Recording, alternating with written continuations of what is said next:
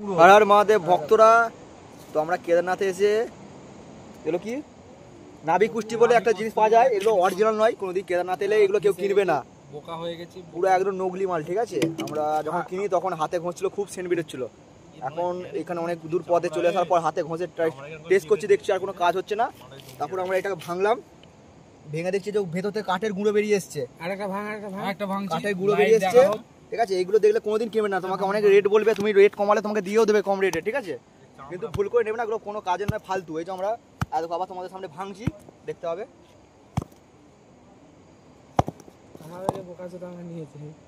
উল্লু মানি দিয়েছে আর কি, আমরা তো জানি না। দেখো ভক্তরা, দেখো ভেতরে পুরো কাঠের গুঁড়ো বেরোচ্ছে।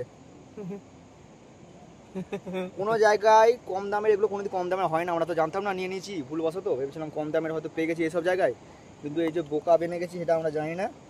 এটা এক ধরনের কোনো পশুর চামড়া দিয়ে ওরা করেছে, সব যে যার তৈরি করে, যে ভেতরে কাঠের গুঁড়ো। এই যে তো এইসব জায়গায় এসে কোনোদিন এইসব জিনিস নেবে না, বিশ্বাস করবে না, সব মানে ফেক আর কি। ঠিক আছে।